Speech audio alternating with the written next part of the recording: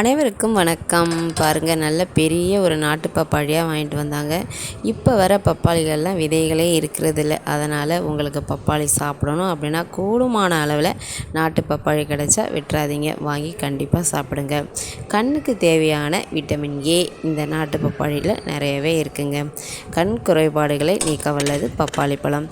ரெண்டாவது, பெண்களுக்கு கருப்பை சினப்பை பிரச்சனைகள்லாம் வராமல் தடுக்கக்கூடியது பப்பாளி பழம். அதனால் பப்பாளி பழத்தில் நாட்டு பப்பாளியாக பார்த்து உள்ள விதை இருக்கணுங்க. கண்டிப்பாக நீங்கள் வாங்கி சாப்பிடுங்க. நம்மளுடைய ரத்தத்தை அதிகப்படுத்தும், ரத்த விருத்தியாகும்னு சொல்லுவாங்க. மிக மிக சுவையான நாட்டுப்பழம். கண்டிப்பாக எல்லா பெண்களும் சாப்பிடலாம். ஆனால் கர்ப்பிணி பெண்களுக்கு ஆகவே ஆகாது. அதே மாதிரி மாதுளம்பழமுமே கர்ப்பிணி பெண்கள் பிகினிங்கில் எடுக்காதீங்க.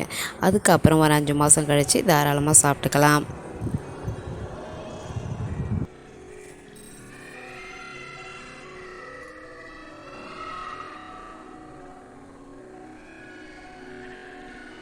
சின்ன பிள்ளைங்களுக்கு ஆரம்பத்துலேருந்தே கொடுத்து பழக்கி விட்டுருங்க.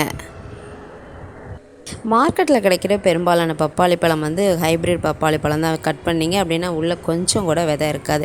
அந்த மாதிரிலாம் வாங்க வேணாங்க. உங்களுக்கு பழம் வேணும் அப்படின்னா கிராமத்துலேருந்து காய்கறி கொண்டு வருவாங்க இல்லைங்களா, அவங்கள்ட்ட சொல்லுங்கள், இதேமாரி எங்களுக்கு வேணும் அப்படின்னு சொன்னால் கண்டிப்பாக கொண்டு வந்து கொடுப்பாங்க. என்ன ஒரு 5 ரூபா 10 ரூபா கூட கொடுக்குற மாதிரி இருக்கும்.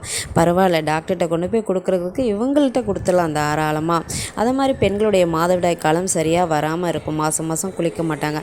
அப்படி இருக்கிறவங்களுமே ஒரு வாரம் பீரியட் வரத்துக்கு ஒரு வாரம் முன்னாடி இந்த பழத்தை சாப்பிட்டீங்க அப்படின்னா உங்களுக்கு நிச்சயமாக ரெகுலரான ஒரு பீரியட் டைமும் வரும். சரிங்க, உங்கள் வேலைகளெல்லாம் முடிச்சுட்டு நேரம் கிடைச்சா வீடியோ பாருங்கள். வீடியோ பிடிச்சிருந்தா லைக் பண்ணுங்கள், ஷேர் பண்ணுங்கள், சப்ஸ்கிரைப் பண்ணுங்கள். மறக்காமல் அப்படியே பக்கத்தில் இருக்கிற பெல் பட்டனை கிளிக் பண்ணுங்க. தேங்க்யூ ஃபார் வாட்சிங்.